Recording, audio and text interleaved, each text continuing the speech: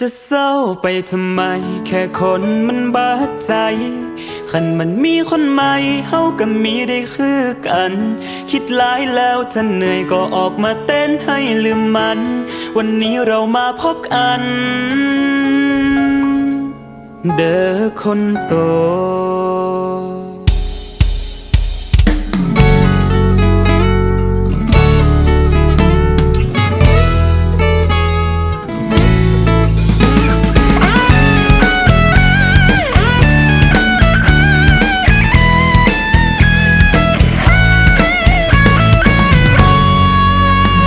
ที่วาดเอาไว้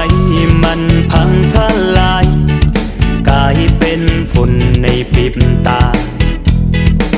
เศร้าทิมกันแบบบ่เห็นค่าไอ้ฝันไปฮอดฟ้าเคยคิดนำบ่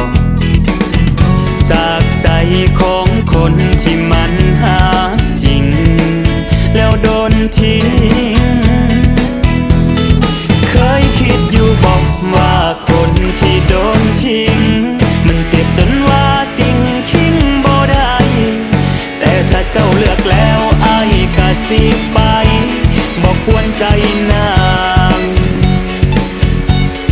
โว้โว้โว้จะเศร้าไปทำไมแค่คนมันบาดใจคันมันมีคนใหม่เฮาก็มีได้คือกันคิดหลายแล้วถ้าเหนื่อยก็ออกมาเต้นให้ลืมมันวันนี้เรามาพบกันเด้อคนโสด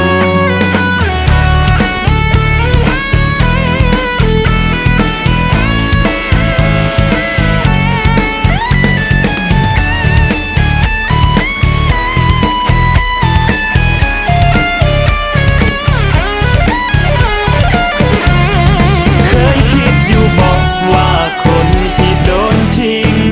มันเจ็บจนว่าติงคิงบ่ได้แต่ถ้าเจ้าเลือกแล้วอ้ายก็สิไปบอกควรใจนางจะเศร้าไปทำไมแค่คนมันบาดใจคันมันมีคนใหม่เฮาก็มีได้คือกันคิดหลายแล้วถ้าเหนื่อยก็ออกมาเต้นให้ลืมมันวันนี้เรามาพบกัน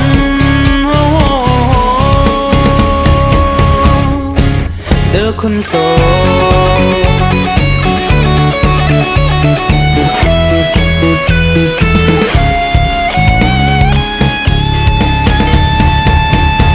จะเศร้าไปทำไมแค่คนมันบาดใจ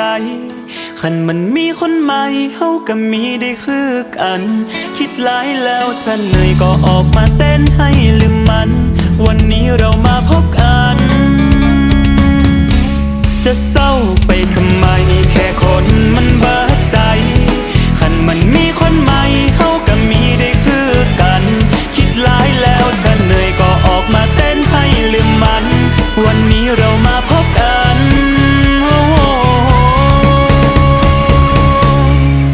เด้อคนโสด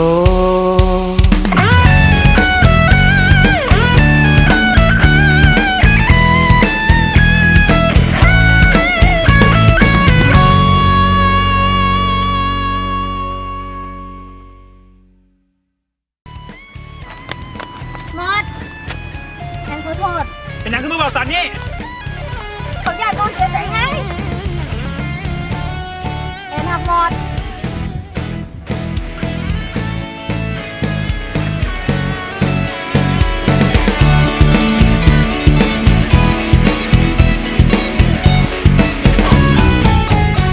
จะเศร้าไปทำไมแค่คนมันบาดใจ